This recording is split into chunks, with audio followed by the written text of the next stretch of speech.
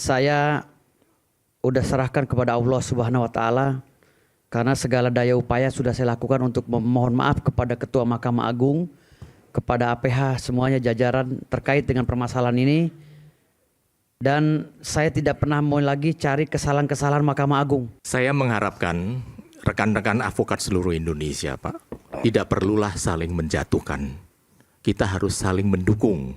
Ada kesalahan kita selesaikan di kode etik, tapi bukan menjelekan melalui medsos. Pak Prabowo bilang, kalau belajar politik, belajar sama orang Solo.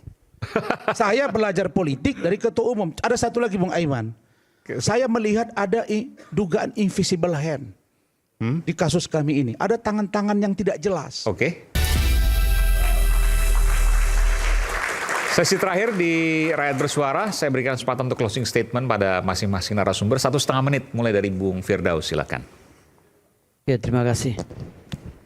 Untuk masalah ini saya udah serahkan kepada Allah Subhanahu wa taala karena segala daya upaya sudah saya lakukan untuk memohon maaf kepada Ketua Mahkamah Agung, kepada APH semuanya jajaran terkait dengan permasalahan ini.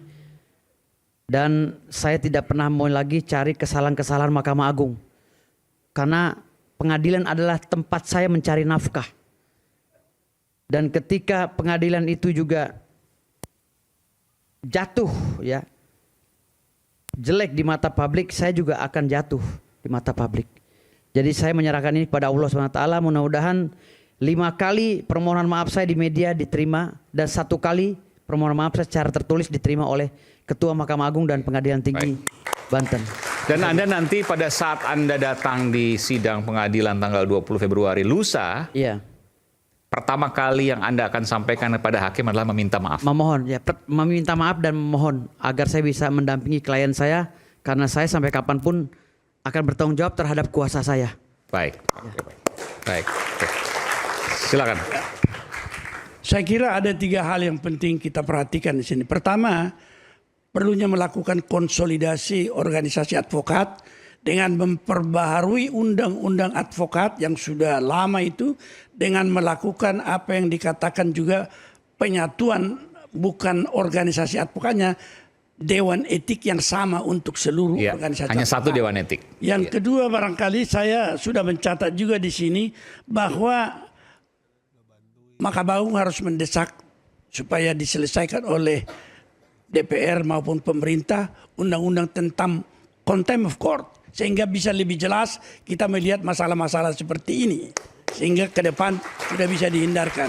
Yang ketiga, ketua pengadilan maupun para hakim harus lebih sadar dan lebih siap untuk mengantisipasi hal semacam itu dengan menyiapkan ada yang disebutkan standar prosedur, yaitu prosedur tetap yang bisa mengatasi hal semacam ini di dalam beberapa kasus yang boleh dikatakan memiliki tegangan yang tinggi. Dan juga di dalam hal ini tentunya bahwa kita menginginkan juga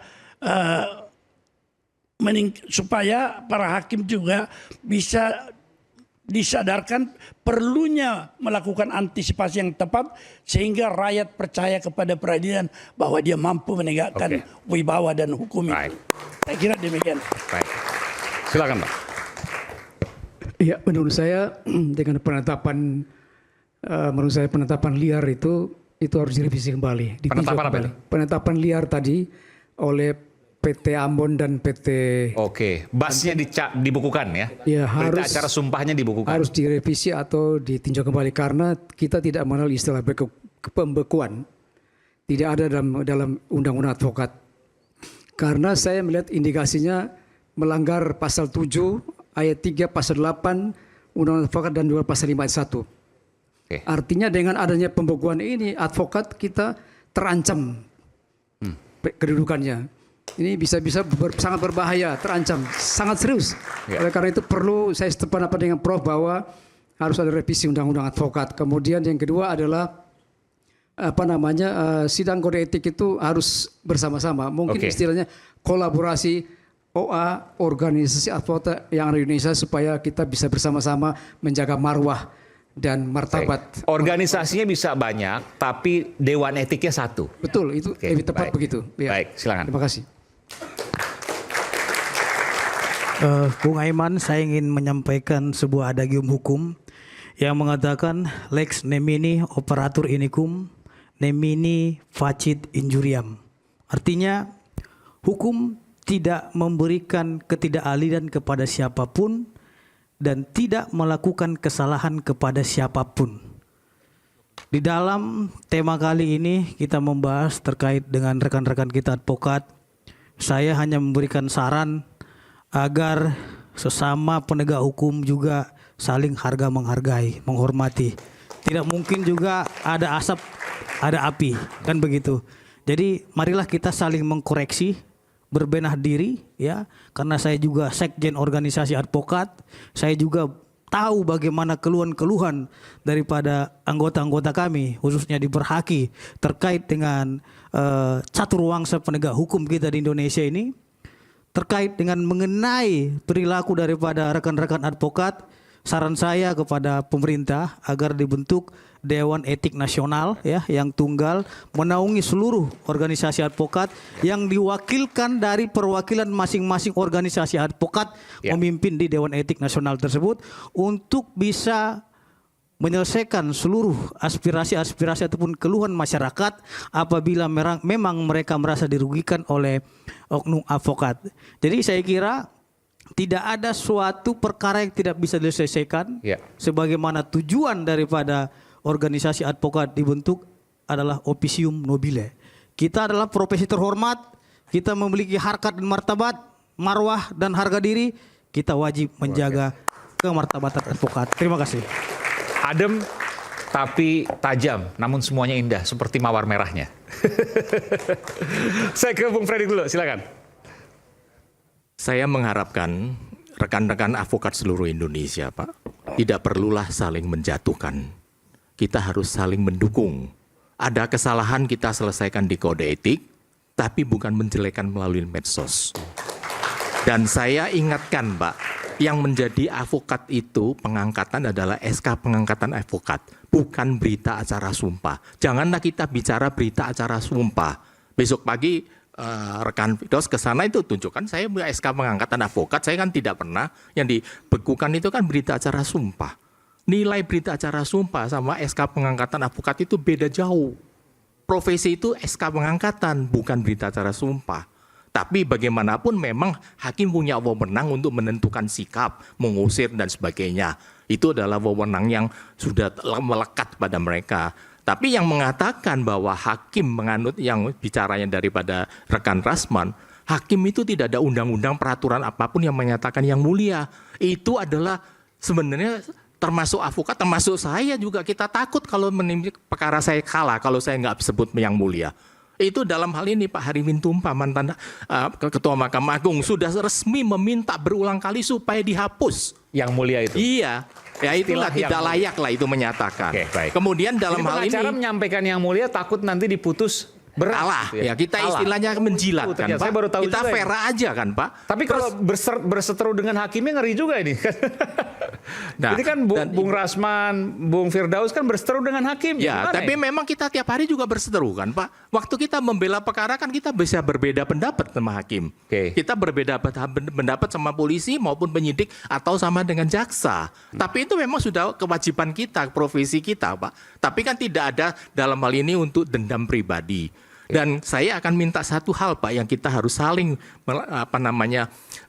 kembalikan pada sistem hukum kita. Kita ini adalah Eropa kontinental. Kita janganlah menafsirkan hukum. Di sini tuh Pak 1 juta orang menafsirkan. Kita ingin menjadi elocution, saya setuju Pak. Tapi hakim juga nggak punya kuasa Pak. Juri yang punya kuasa. Mau nggak hakim sekarang tidak punya kuasa? Jadi silakan pilih Pak. Harus ada hukum positifnya, harus ada pasal. Harus menghormatin hukum positif Pak. Sekarang kan semua orang menggemborkan mau progresif Pak. Kasihanlah orang kecil lah. Ini keadilan tidak benar Pak. Kita ini hukum positif. Kita itu Eropa kontinental Pak. Yang tidak tertera dalam undang-undang yang tidak bisa diterapkan itu Pak. Oke baik. Baik, Bung Rasman silakan. Saya mengucapkan terima kasih atas 2 kali topik ini ditayang dan dengan segala tekanan yang ada di saya dan keluarga, alhamdulillah kami tenang. Kemudian saya dapat informasi untuk hari Kamis ini ada beberapa TV dan media yang lain, online dan YouTube itu akan live. Mari masyarakat Indonesia mengawal, memperhatikan persidangan tanggal 20. Pukul 9 pagi ya? Pukul 9 pagi hari Kamis. Kemudian saya mohon kepada Bapak Kapolri dan masyarakat Indonesia, cukuplah sudah kasus Hotman dengan saya, urusan receh ini 34 bulan baru sampai di pengadilan.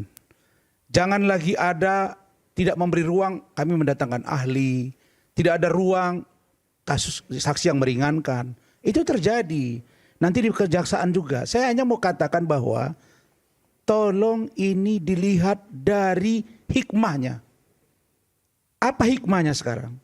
Dengan begitu kejadian semua mata tertuju dan melihat. Selama ini kan adem-adem. Adakah contempt of court undang-undangnya? Ternyata diakui belum ada. Adakah pelaporan 335? Masih ada berpikir pengecualian bisa ditahan. Ternyata sudah diputus MK. Tidak lagi berlaku. Ini semuanya harus menjadi pikiran-pikiran sehat yang harus dilahirkan. Nah kemudian terkait dengan proses persidangan untuk hari Kamis, saya berharap betul Adinda Firdaus bisa menahan diri. Dan saya hampir tiap hari menelepon beliau. Walaupun kejadian itu begitu, oh nggak boleh naik meja. Saya nggak bisa salahkan beliau karena beliau ini klien saya, kuasa hukum saya dan seluruh tim hukum saya tidak 1 rupiah pun saya bayar. Jadi tindakan beliau berkonsekuensi ke saya dan sebaliknya tindakan saya berkonsekuensi kepada beliau. Kami sudah saling memahami dan saling mengerti. Begitu Adinda ya. Tetapi yang perlu kita catat hari ini adalah apakah kasus seperti ini menjadi satu kasus besar yang sejatinya urusan satu laki-laki dan satu perempuan.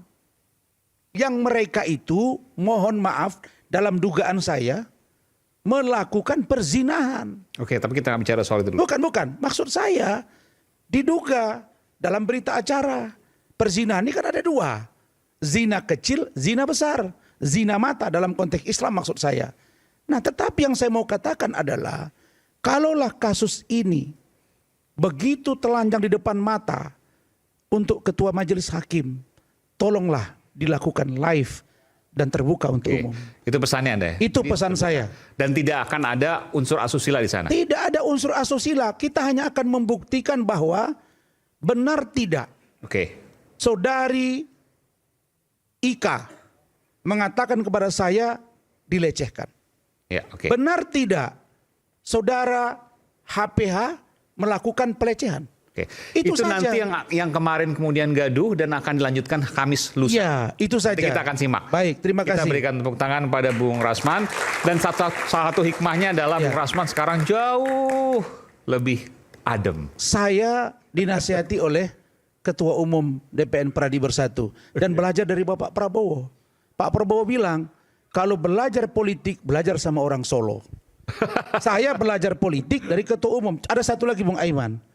Saya melihat ada dugaan invisible hand di kasus kami ini. Ada tangan-tangan yang tidak jelas. Seolah-olah ini karena dekat dengan penguasa. Seolah-olah ini pernah berjasa dengan seorang petinggi negara. Sebutlah itu, oh klien saya 20 tahun gitu kan. Dan itu menakut-nakuti dalam pengertian orang. Oh dia dekat sehingga ini harus diatensi. Padahal tidak. Dia pun bersidang menangani satu klien 16 tahun juga. Nah saya mau buka satu, tolong di zoom. Saya ini pernah jadi caleg DPR RI 2014. Saya pegang bahu Bapak Prabowo. Caleg DPR RI dari Partai Gerindra. Jelas ini. Saya pernah nggak dengan Pak Prabowo? Pernah. Oke. Jejak digitalnya. Detik menyebut di sini tambahan 3 perkara. Razman Arif kuasa hukum Prabowo Hatta berharap DKPP cermat. Jadi tidak usahlah bawa-bawa postingan kau 20 tahun jadi klien. Itu presiden rakyat Indonesia, bukan presiden pribadi. Saya kira itu saja. Terima kasih. Baik. Saya persilakan pada Pak Sekjen DPN Pradi. Singkat saja Pak Sekjen. Apa yang ingin disampaikan tentang BAS ya, berita acara sumpah. Silakan. Baik, terima kasih Bung Aiman ya sudah diberikan kesempatan. Malam ini saya senang sekali ya melihat perdebatan walaupun sedikit goyang ya tadi antara saudara Pak Firdaus dan Bung Fitra. Bang Fitra. Jadi gini. Tapi sudah salaman tadi pas saat break ya. Sudah itu pelukan juga. Kita sangat apresiasi. Diinisiasi oleh Bung Rasman. Saya sangat mengapresiasi Bung Rasman bisa menunjukkan sikap yang luar biasa sekali. Artinya ternyata Bung Rasman ada juga yang didengarnya, organisasinya tentunya ya. Nah, saya cuma mau menyampaikan satu hal yang mungkin tidak dibuka oleh organisasi. Bahwa pemecatan seorang advokat itu sangat betul-betul dilihat dari kesalahannya. Dan itu super ketat. Di Belanda, kalau mau dipecat, seorang advokat mau dipecat di Belanda, itu diajukan oleh pelapor. Siapa pelapornya? Sampai saat ini juga Pradi Bersatu juga belum pernah menerima pelapor. Cuman karena dianggap public enemy dan atau laporan-laporan yang kita dapatkan di media, sehingga kami sudahlah untuk menenangkan Bang Rasman biasanya singa kalau kita mau tenangkan itu kan mesti cari pawangnya kan. Nah, mudah-mudahan pawangnya bisa nenangin gitu. Di Belanda saya sambung nggak? Di Belanda itu tidak gampang. 2 kali proses yang harus dijalani oleh advokat ketika dia mau dipecat. Proses pertama diadukan di sidang etik. Kemudian proses kedua itu harus disetujui oleh Mahkamah Agung. Diperiksa lagi perkaranya. Sama dengan menjadi advokat. Menjadi advokat juga di Belanda itu tidak gampang. Dia juga punya proses yang cukup super ketat. Apakah cukup dengan PKPU pada yang bisa dilakukan? Oh tidak. 7 years. 7 tahun. Baru advokat itu bisa. Intinya tidak bisa serta-merta ada kasus misalnya langsung dipecat. Oh tidak bisa. Harus ada proses etik dan lain sebagainya. Iya betul sekali. Terus yang kedua. Singkat aja. Singkat lagi. Bahwa sebenarnya Pak Rasman ini yang bisa memecat dia adalah organisasi yang melahirkan dia. Ya. Terus terang bahwa di BAS beliau tertera di situ. Beliau diangkat dan diajukan sumpahnya oleh HAPI. Bukan Pradi Bersatu. Oke. Dan bukan KAI. Oke. Sehingga silakan masyarakat menilai, saya tidak bisa berhak menilai bahwa keputusan Mahkamah Agung itu adalah sesuatu yang ada kekeliruan atau tidak. Mari kita berpikir bersama-sama. Baik. Terima kasih. Terima kasih Pak Sekjen Pradi Bersatu. Pak siapa? Ade Dermawan. Pak Ade Dermawan. Terima kasih Pak Ade. Baik, kenapa kemudian Rakyat Bersuara mengangkat ini? Karena ini advokat adalah bagian penting dari penegakan hukum di Indonesia. Dan kita sepakat bahwa penegakan hukum di Indonesia harus berjalan baik dan benar. Apakah pertanyaannya sekarang sudah baik dan benar? Tentu banyak dari kita yang menjawab masih jauh dari harapan. Oleh karena itu, kita harus berusaha bahu-membahu. Siapapun, advokat, polisi, jaksa, hakim. Mereka semua harus bekerja dengan benar dan mereka mendapatkan haknya dengan benar. Saya Aiman Wicaksono undur diri, sampai jumpa di Rakyat Bersuara berikutnya.